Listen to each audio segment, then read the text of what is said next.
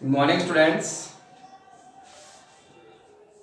कल हमने पर्यावरण प्रदूषण के विषय में चर्चा करना प्रारंभ किया था कि हमारे चारों ओर के आवरण को विभिन्न प्रकार के जो विषैले तत्व हैं, प्रदूषित तत्व हैं, वो क्या कर रहे हैं, विषैला कर रहे हैं, उसे प्रदूषित कर रहे हैं। सर्वप्रथम हमने वायु प्रदूषण के बारे में पढ़ा कि वायु में जो विभिन्न प्रकार की गैसों का संगठन विद्यमान है, इस गैसों के संगठन में जब क्या हो जाता है ना, परिवर्तन हो जाता है। गैसों के संगठन में परिवर्तन हो जाता है, तो गैसों के संगठन में परिवर्तन होने से और उसमें विषैले तत्व, वायुमंडल में विषैले तत्व मिलने से क्या हो रहा है, जैसे कि SO2, sulphur dioxide, carbon dioxide, CFC इत्यादि की मात्रा बढ़ने से वायु प्रदूषित हो जाती है। इसे हम वायु प्रदूषण की श्रेणी के अंतर्गत रखते हैं। वायु प्रदूषण विभिन्न प्रकार से प्राकृतिक और अप्राकृतिक स्रोतों के आधार पर हमने इसे वर्गीकृत किया था कि प्राकृतिक स्रोत भी इसके लिए जिम्मेदार है, जैसे कि ज्वालामुखी उद्गार है, दावानल है, और मानवीय क्रियाएं भी वायु प्रदूषण के लिए जिम्मेदार है। मानवीय क्रियाओं में हमने बात की कि मानव के द्वारा उद्योग लगाए जा रहे हैं इत्यादि, ये क्या है, वायु प्रदूषण के लिए उत्तरदायी है। अब हम आगे अध्ययन करते हैं वायु प्रदूषण के दुष्प्रभाव कि वायु प्रदूषण होने से जो वायु प्रदूषण हो रहा है धरातल पर, विभिन्न प्रकार से वायुमंडल में जो ये प्रदूषक तत्व मिल रहे हैं, इससे क्या क्या इसके दुष्प्रभाव है, क्या दुष्प्रभाव इससे देखने को मिलते हैं। तो वायु प्रदूषण के हम दुष्प्रभावों की हम चर्चा करते हैं। वायु प्रदूषण के दुष्प्रभाव, ठीक है। सर्वप्रथम हम बात करते हैं कि मानव स्वास्थ्य पर इसका प्रतिकूल प्रभाव पड़ता है। सर्वप्रथम हम चर्चा करते हैं कि मानव स्वास्थ्य पर प्रतिकूल प्रभाव पड़ता है। जो मानव स्वास्थ्य है, मानव को विभिन्न प्रकार के बीमारियों से ग्रसित होना पड़ता है। इसके अलावा वनस्पतियों की हम बात करते हैं, वनस्पतियों पर इसका प्रतिकूल प्रभाव पड़ता है। इसके अलावा हम जीव जंतुओं की बात करते हैं, जीव जंतुओं को भी वायु प्रदूषण से क्या होता है, हानि होती है। उनका जीवन का जो अस्तित्व है वो खतरे में आ जाता है। वनस्पतियों का अस्तित्व खतरे में आ जाता है और मानव को विभिन्न प्रकार से बीमारियां होती हैं, जिससे मानव जीवन भी कठिन हो जाता है। इस प्रकार से आगे हम चर्चा करें कि विभिन्न प्रकार के वायुमंडलीय दशाओं पर प्रतिकूल प्रभाव पड़ने से जलवायु परिवर्तन होने लगते हैं। ओजोन परत क्षरण, ग्रीन हाउस प्रभाव, अम्लीय वर्षा जैसे विभिन्न पर्यावरणीय समस्याएं उत्पन्न होती है। और महानगरों एवं नगरों पर कोहरे के गुंबद से बन जाते हैं। जैसा कि सरकार के द्वारा जब शीत ऋतु में, सर्दी में क्या होता है कि कोहरा जो छाया रहता है, उस कोहरे में जब धुआं मिल जाती है तो धूम्र कोहरा बन जाता है और गुंबद सा बन जाता है, वो हटता नहीं है। ऐसा ही हुआ चीन में ऐसा एग्जाम्पल यहाँ पे लिया जा रहा है। 30 नवंबर 2015 की हम चर्चा करते हैं। चीन में रेड अलर्ट जारी किया गया। 30 नवंबर 2015 को चीन में रेड अलर्ट जारी किया गया। ये रेड अलर्ट क्या था कि वहां पर पॉल्यूशन इतना अधिक फैल गया, कोहरे का गुंबद चारों तरफ, कोहरे का गुंबद उस सिटी में, उस शहर में, कोहरे का गुंबद उस सिटी, उस शहर में क्या विभिन्न प्रकार के जो शहर लगभग यहाँ पे बताया कि 33 शहरों में, ठीक है, चीन के लगभग 33 शहरों में, इससे भी अधिक जो क्षेत्रफल है लगभग इतना 5,30,000 वर्ग किलोमीटर क्षेत्र में धूम्र कोहरे का गुंबद वहां पे छा गया, जो यहाँ से हट नहीं पाया। जिससे क्या किया गया, इन शहरों पर जो वाहनों का जो आवागमन है उसको बैन किया गया, रोका गया। फैक्ट्रियां हैं वहां की, इन्हें बंद किया गया। जो राजमार्ग है उन्हें बंद किए गए इस कोहरे के गुंबद को हटाने के लिए। ये किसका दुष्प्रभाव था, वायु प्रदूषण का दुष्प्रभाव। इस प्रकार से हम देख सकते हैं कि वायु प्रदूषण से मानव स्वास्थ्य पर, प्रकृति पर प्रतिकूल प्रभाव पड़ता है। आगे चर्चा करें, वायु प्रदूषण जब हो गया तो इसके नियंत्रण हेतु हम क्या उपाय अपना सकते हैं, ठीक है, हम क्या कर सकते हैं, सरकारी स्तर पर क्या प्रयास किए गए, इन सबकी हम चर्चा करते हैं। तो वायु प्रदूषण के नियंत्रण हेतु क्या क्या उपाय हैं जो हमें याद रखने की, वायु प्रदूषण जब हो जाता है तो इसको नियंत्रण के लिए या हो रहा है पर्टिकुलरली, और इसके लिए सबसे जो प्रमुख हम वर्क कर सकते हैं वो कौन सा वर्क कर सकते हैं, वृक्षारोपण। क्या कार्य कर सकते हैं, वृक्षारोपण करना। ज्यादा से ज्यादा हम वृक्ष लगाकर क्या कर सकते हैं, ये जो विषैली गैसें हैं इनका जो फैलाव है इसे रोकने के लिए या वायु को शुद्ध करने के लिए पेड़ पौधे लगाकर हम वायु प्रदूषण को रोकने का महत्वपूर्ण कार्य कर सकते हैं। तो सर्वप्रमुख कार्य क्या हो गया ना, वृक्षारोपण। इसके अलावा हम बात करते हैं कि विभिन्न प्रकार से जो गांव नगर है उनके समीप वृक्षों की हरित पेटी विकसित की जाए। सरकारी स्तर पर, राज्य स्तर पर, केंद्र स्तर पर, और विभिन्न प्रकार से जो जनता है उसके जागरूक होने की आवश्यकता है। हर व्यक्ति पेड़ पौधे लगाने में अपना विश्वास रखे, जिससे क्या हो सकेगा, प्रदूषण पर कंट्रोल किया जा सकता है। इसके अलावा आगे हम बात करते हैं कि जो पेट्रोल डीजल के हम वाहन काम में ले रहे हैं, इसके इनके जगह हम क्या करें, सौर ऊर्जा चालित विद्युत सौर ऊर्जा से जो सौर ऊर्जा की जो बैटरी से विभिन्न प्रकार के वाहन चलते हैं उनका हम उपयोग कर सकते हैं। इसके अलावा जो रेलवे डीजल इंजन, रेलवे जो इंजन है डीजल से चल रहे हैं उन्हें हम विद्युतीकृत करें, जिससे कि क्या हो सके, जो फैलाव है वो कम हो सके।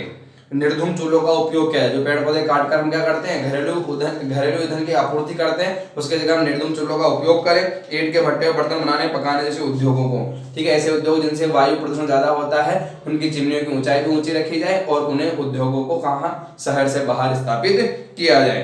ठीक है, इसके उद्योगों को नवीन तकनीक अपनाई जाए और शहर से बाहर स्थापित। नवीन तकनीक अपनाने से क्या होगा कि विभिन्न प्रकार से जो पॉल्यूशन हो रहा है इस पॉल्यूशन को कुछ हद तक कंट्रोल किया जा सकेगा। फिल्टर यहाँ पे लगाए जाते हैं जिससे कि वायु प्रदूषण पर नियंत्रण करने के प्रयास किए जाते हैं।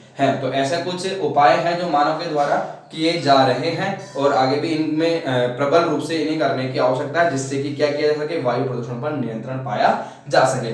आगे हम चर्चा करते हैं कि सरकारी स्तर पर वायु प्रदूषण को नियंत्रित करने के लिए क्या उपाय किए गए हैं। ठीक है ना, सरकारी स्तर पर वायु प्रदूषण को नियंत्रित करने के लिए क्या उपाय किए गए हैं। 24 जून 2016 राष्ट्रीय वन नीति लागू की गई। 24 जून 2016 राष्ट्रीय वन नीति लागू की गई। इसके तहत क्या किया गया, हरित कर लगाया गया, विभिन्न उद्योगों पर हरित कर लगाया गया। उससे जो पैसा प्राप्त हो रहा है उसे वृक्षारोपण संबंधित कार्यक्रमों में खर्च किया गया, जिससे कि वायु को प्रदूषित होने से बचाया जा सके। इसके अलावा जो प्रयास किया गया, हरित राजमार्ग नीति 2015 में हरित राजमार्ग नीति लागू की गई। इस राजमार्ग नीति के तहत क्या किया गया, इस राजमार्ग नीति के तहत सड़कों के दोनों ओर डिवाइडरों के मध्य में विभिन्न प्रकार से वृक्षों की पंक्तियां लगाई गई, जिससे कि पोल्यूशन को कम किया जा सके। और 1 अप्रैल 2017 से जो BS3 ग्रेड फ्यूल दिया जा रहा था इससे पहले उसे BS4 ग्रेड फ्यूल दिया जाने लगा, जिससे कि क्या हो, पोल्यूशन को कम किया जा सके। ठीक है, अब आगे BS5 ग्रेड 2020 1 अप्रैल से BS5 ग्रेड का ईंधन उपलब्ध कराने की योजनाएं हैं, जिससे कि पोल्यूशन को कम किया जा सके। देखो जैसे ये BS ग्रेड 4 ग्रेड 5 ग्रेड ऐसे बढ़ता जाता है, वैसे इनसे होने वाली जो विभिन्न प्रकार की विषैली गैसें हैं इनकी निकलने की मात्रा कम होती जाती है। ठीक है, आगे हम चर्चा करते हैं जल प्रदूषण की, कि जल में विभिन्न प्रकार के जो परिवर्तन हो रहे हैं, अवांछित परिवर्तन हो रहे हैं, उन्हें हम क्या कहते हैं ना, जल प्रदूषण कहते हैं। कि जल की विभिन्न भौतिक, रासायनिक, जैविक विशेषताओं में जो अवांछित परिवर्तन, ऐसे परिवर्तन जिसे हम नहीं चाहते, ऐसे परिवर्तन हो जाते हैं, उसे क्या कहा जाता है, जल प्रदूषण कहा जाता है। तो जल में विभिन्न प्रकार के विषैले तत्वों के मिलने से, जल में विभिन्न प्रकार के प्रदूषकों के मिलने से, विषैले तत्वों के मिलने से वह जल पीने योग्य नहीं रह पाता है या मनुष्य के काम लेने योग्य नहीं रह पाता है। इस प्रकार इसे हम क्या कहते हैं, जल प्रदूषण कहते हैं। क्या कहते हैं ना, जल प्रदूषण हम कहते हैं। कि जल की रासायनिक, भौतिक और जैविक विशेषताओं में मानवीय क्रियाओं की गुणवत्ता में गिरावट को ही जल प्रदूषण कहा जाता है। ठीक है, आगे हम चर्चा करते हैं जल प्रदूषण के बारे में, कि जल प्रदूषण से विभिन्न प्रकार के दुष्परिणाम होते हैं और जल प्रदूषण के स्रोत क्या हैं। जल प्रदूषण के स्रोतों की अगर हम चर्चा करें, किससे जल प्रदूषण फैलता है, तो कृषि अपशिष्टों से। कृषि अपशिष्ट, जो रासायनिक अपशिष्ट हम काम में लेते हैं, रासायनिक उर्वरक काम में लेते हैं, उनके जो अपशिष्ट उनसे जल प्रदूषण के लिए जिम्मेदार है। जब क्या होता है, कृषि क्षेत्रों में बाढ़, पानी बरसता है, पानी के साथ साथ वो मिट्टी शुद्ध जल के स्रोतों में भी पहुंच जाती है, जिससे जल प्रदूषित हो जाता है। औद्योगिक अपशिष्टों के जल में मिलने से भी जल प्रदूषण होता है। ये जल प्रदूषण के स्रोत हैं प्रमुखतया। घरेलू वाहित जल, जो हमारा घर का वाहित मल, जो मटमेला जल है, वो क्या करता है, शुद्ध जल में मिलता है, जिससे क्या होता है, जल प्रदूषित होता है। खनिज तेल की हम बात करते हैं। खनिज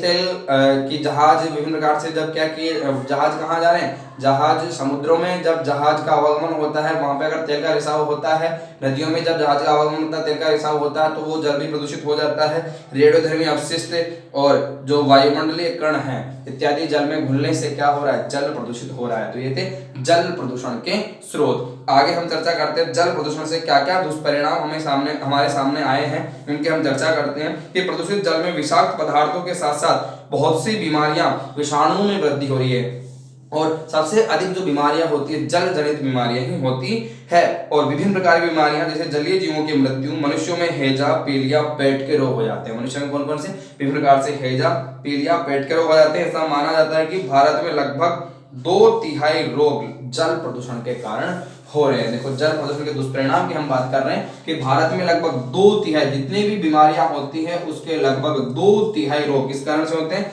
जल प्रदूषण से होते हैं। भारत में जितनी भी बीमारियां हो रही हैं उसका लगभग कितना 2/3 रोग किस कारण हो रहा है, जल प्रदूषण के कारण हो रहा है। नगरों का विकास किया जा रहा है, तीव्र औद्योगिकरण, परमाणु शक्ति का विभिन्न उपयोग, रासायनिक तेलीय पदार्थों के उपयोग में हो रही वृद्धि से नदियों झीलों का जल प्रदूषित होता जा रहा है। मानव की जो भोगवादी प्रकृति है इससे भी जल प्रदूषित होता जा रहा है। लगभग हम बात करें देश के 300 शहरों से लगभग 3000 करोड़ से 4000 लीटर गंदा जल नदी में मिल जाता है और नदी के शुद्ध जल को गंदा या प्रदूषित कर देता है। हमारी जो गंगा और यमुना जैसी पवित्र नदियां हैं वो भी जल के प्रदूषक तत्वों के मिलने के कारण, वाहित जल के मिलने के कारण प्रदूषित होती जा रही है। एक यूएनओ की हम रिपोर्ट की बात करते हैं, संयुक्त राष्ट्र संघ की यूएनओ की रिपोर्ट के अनुसार शुद्ध पानी के अभाव और डायरिया के कारण लगभग रोज विश्व में कितने 2300 लोग रोज मृत्यु को प्राप्त हो रहे हैं। यूएनओ की रिपोर्ट के अनुसार जल जनित बीमारियों के कारण लगभग कितने 2300 लोग प्रतिदिन मृत्यु को प्राप्त हो रहे हैं। और इसका जल प्रदूषण का दुष्परिणाम, जब समुद्री जल में क्या हो रहा है, समुद्री जल में जब प्रदूषक तत्व मिल जाते हैं, समुद्री जल में प्रदूषक तत्व मिल जाते हैं तो प्लैंकटन का नाश होता है और प्लैंकटन के नाश होने के साथ साथ यहाँ पे जो मत्स्य है उस मत्स्य का भी क्या होता है, विनाश होता है। यानी कि मत्स्य के लिए जो अनुकूल दशाएं हैं प्लैंकटन वो खत्म हो जाते हैं और मत्स्य का यहाँ पे जीवन यापन करना भी बड़ा मुश्किल हो जाता है।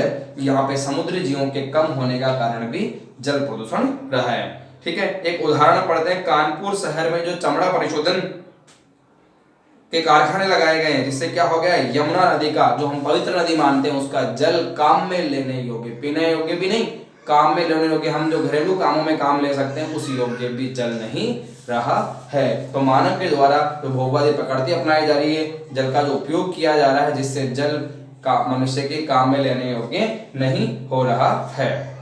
आगे हम चर्चा करते हैं जल प्रदूषण से बचाव के उपाय कि जल प्रदूषण से जो जल प्रदूषण हो रहा है, जल में विभिन्न प्रकार के प्रदूषक तत्व मिल रहे हैं, इसे हम किस प्रकार से रोककर जल को शुद्ध बनाए रह सकते हैं। इन्हीं उपायों में हम बात करें कि सभी नगरों में जल मल के निस्तारण हेतु सीवर संयंत्रों की स्थापना की जाए। सीवर संयंत्रों की स्थापना की जाए। सीवर संयंत्रों की स्थापना की जाएगी तो क्या होगा, ठीक है, कि जो ये वाहित मल है, वाहित जल है, ये जल क्या हो रहा है कि शुद्ध जल में जाकर रहा है और सरकार के द्वारा विभिन्न प्रकार से ऐसा प्रयास किए जाए कि जो गंदा जल है, घरेलू वाहित जो जल है ये शुद्ध जल में नहीं मिले। विभिन्न प्रकार के सीवर संयंत्र लगाए जाए जिससे क्या हो सके, जल को शुद्ध कर अन्य उपयोगों में लिया जा सके और इस जल को जो अशुद्ध जल है उसे शुद्ध जल में मिलने से रोका जा सके। ठीक है, इसके अलावा रासायनिक कृषि के स्थान पर जैविक खाद को प्रोत्साहन दिया जाए। जैविक खादों का उपयोग करें। देखो जैविक खादों का उपयोग करने से क्या होगा ना, जैविक खादों का उपयोग करेंगे, रासायनिक खादों का उपयोग नहीं करेंगे तो ये जो भूमि है उसका उपजाऊपन भी खत्म नहीं होगा। और जैविक खादों का उपयोग करेंगे, पानी जब बारिश का समय होगा और इस जो कृषि भूमि की मिट्टी बहकर जाएगी तो इसमें अगर रासायनिक तत्व नहीं होंगे तो जल को, जो शुद्ध जल हो उसको भी प्रदूषित नहीं करेंगे।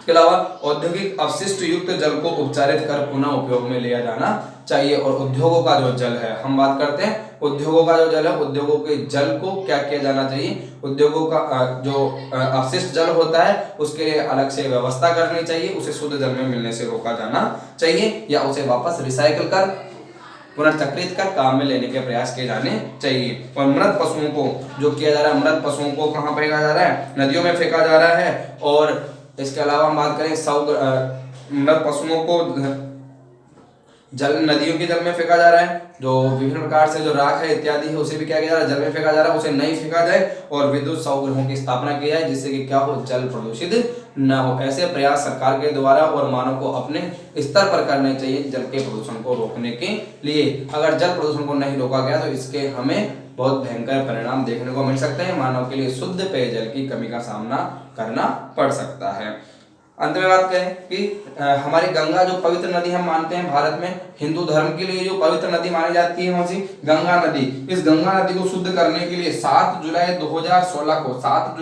2016 को 300 नमामि गंगे प्रोजेक्ट लॉन्च किया गया। 300 नमामि गंगे प्रोजेक्ट लॉन्च किया गया, यानी गंगा नदी के किनारे 300 प्रोजेक्ट यहाँ पे अलग अलग शहरों में स्थापित किए गए। और यहाँ पे क्या कार्य किया गया कि किसी न किसी प्रकार से जो गंगा नदी अशुद्ध हो रही है उसे अशुद्ध होने से हमें रोकना है। घाट जो नदी पर बनाए गए हैं इनका आधुनिकीकरण करना है, इनको नया करना है। इसके साथ साथ ही जो घाट के किनारे हैं वहां पर क्या करना है, वृक्षारोपण करना है, वृक्ष वहां पर लगाने हैं। वृक्षारोपण किया जाएगा, घाटों का आधुनिकीकरण किया जाएगा, यहाँ पे गंदगी फैलाने से क्या किया जाएगा, लोगों को रोका जाएगा, अशुद्ध जल को शुद्ध जल में मिलने से रोका जाएगा। तो हमारी पवित्र गंगा पहले जैसे पवित्र गंगा हो सकती है। लेकिन सरकार के द्वारा ऐसे किए जाने वाले प्रयासों से भी गंगा नदी का जल अभी तक शुद्ध नहीं हो पाया है। ठीक है, तो आज हमने जल प्रदूषण के दुष्परिणाम, इससे क्या हमारे भयंकर पीलिया हैजा जैसे रोग हो रहे हैं और इनसे बचाव के उपाय कि हम किस प्रकार से क्या कर सकते हैं, जैविक खादों का उपयोग करके शीत क्षेत्रों की स्थापना करके अशुद्ध जल को शुद्ध जल में मिलने से रोककर जल को बचाव, जल प्रदूषण से हम बचाव कर सकते हैं। और गंगा यमुना जैसी हमारी पवित्र नदी को बचाने के लिए हमें विशेष प्रोजेक्ट चलाने चाहिए। और ऐसा ही 300 नमामि गंगे प्रोजेक्ट लॉन्च किया गया।